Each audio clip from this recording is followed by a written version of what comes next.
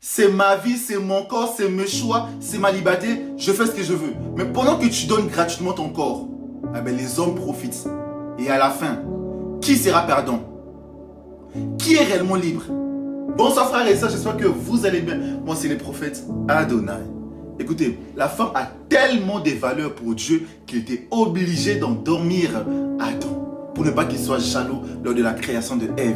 Car la femme est un être exceptionnel, car d'elle dépend l'avenir de ces mondes. C'est grâce à la femme qu'il y a des hommes forts, des hommes qui construisent ces mondes, qui font évoluer la technologie. Il y a des serviteurs de Dieu, dont la volonté de Dieu peut s'opérer sur terre.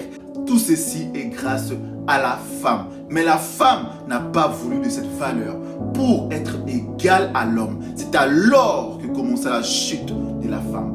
Or que la femme a été créée inférieure à l'homme. Mais à cause de son orgueil, elle veut être égale à l'homme. Et souvenez-vous que le péché était rentré dans l'humanité parce qu'une femme avait décidé de jouer le rôle de l'homme en prenant une décision sans consulter qui que ce soit. Et jusqu'à présent, il y a des femmes qui sont remplies d'orgueil, ces femmes féministes qui continuent à revendiquer leur égalité et leurs droits. Et lorsqu'on leur laisse agir librement, voici ce qui se passe.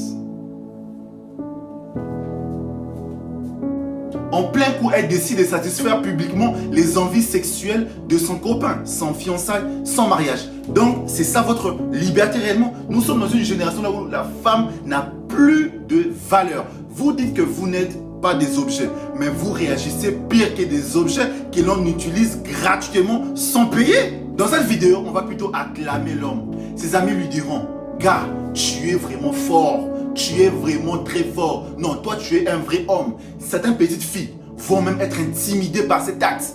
Elles vont même tomber amoureuses en disant, non, lui là, vraiment, c'est un gars qui est fort. Il est vraiment fort. Mais qu'est-ce qu'on dirait de la fille? L'homme et la femme, nous ne sommes pas pareils. Nous ne sommes pas comparables. Dieu a fait en sorte que l'homme soit le chef supérieur et la femme inférieure. La femme continuera à se détruire et à perdre de la valeur aussi longtemps qu'elle continuera à vouloir être égale à l'homme. C'est ton corps, c'est ton choix, c'est ta liberté. Vu que tu as tellement de la valeur, pourquoi tu n'es pas marié? Pourquoi tu n'es pas un exemple? C'est toujours la faute de l'homme? Tu es sûr que c'est toujours la faute de l'homme? Oui, mais le mariage n'est pas une finalité.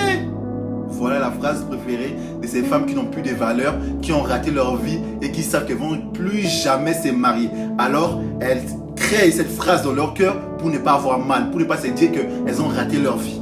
Le mariage donne de la valeur à la femme. Car dans le mariage,